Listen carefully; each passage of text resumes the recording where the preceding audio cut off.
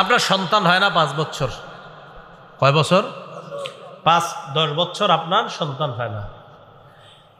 এখন আপনি শুক্রবার জুমার নামাজ আদায় করে কোনো একজন আল্লাহর ওলির কবরে গেছেন, আল্লাহর ওলির কবরে। তো কবর জিয়ারত করতে গেলেন, মাশাআল্লাহ ভালো কথা। জিয়ারত করছেন, করার পর এতক্ষণ দোয়া করছেন আল্লাহর ওলির জন্য, আল্লাহ আপনি তার কবরটা জান্নাতের বাগান বানায় দেন, আল্লাহ আপনি আপনার এই ওলিকে আরো মর্যাদা দান করেন। দোয়া, এতক্ষণ ওলির জন্য দোয়া করলেন। সব করে দোয়া শেষ করার পর হাত মুইসা দোয়া শেষ করলেন, আমিন বিরহমাতিকা আরহামার রাহিমিন বইরা শেষ করার পর এবার অলিকে বলতেছেন, ও আল্লাহর ওলি, আমার 5 বছর সন্তান হয় না, আমার বিবির যেন সন্তান হয়, আপনি সন্তানটা দিয়েন। অলির জন্য বলছে কারে? সন্তানের জন্য কারে কয়?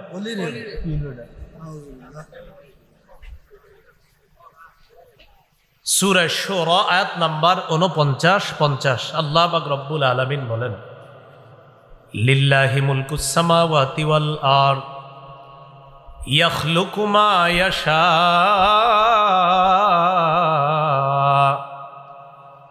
ইয়াহাবু লিমান ইয়াশাউ ইনাসা ওয়া ইয়াহাবু লিমান ইয়াশাউ যুকুর। আসমান জমিনের রাজত্ব আল্লাহর। আল্লাহ যা চান তা সৃষ্টি করেন। আল্লাহ চাইলে কাউকে ছেলে সন্তান দান করেন, কাউকে মেয়ে দান করেন। আল্লাহ চাইলে কাউকে কন্যা দান করেন, আল্লাহ চাইলে কাউকে ছেলে সন্তান দান করেন। আও ইউযাউযুহুম যুকরানা ওয়া ইনাসা, আল্লাহ চাইলে কাউকে ছেলে মেয়ে উভয়টা দান করেন। আছে না এমন? আছে।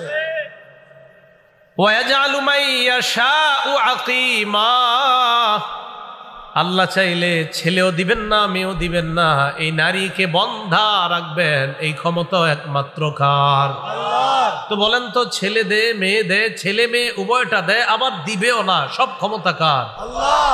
এটাই ইল্লাল্লাযীনা আমানু, তবে তারা ক্ষতিগ্রস্ত না যারা ঈমান আনছে, লা ইলাহা ইল্লাল্লাহকে মনে প্রাণে মেনে নিয়েছে। আল্লাহ ছাড়া কোনো ইলাহ নাই, রাতেও আল্লাহ ছাড়া ইলাহ নাই, দিনেও আল্লাহ ছাড়া ইলাহ নাই। আমার ছেলে দেওয়ার ক্ষমতাও আল্লাহ ছাড়া কারো নাই, আমার মেয়ে দেওয়ার ক্ষমতাও আল্লাহ ছাড়া কারো নাই, ছেলে মেয়ে উভয়টা দেওয়ার ক্ষমতা আল্লাহ ছাড়া কারো নাই।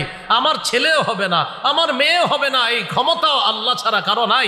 আমার সন্তান হোক না হোক, সব একমাত্র একজনের ইশারায় হবে, তিনি আল্লাহ।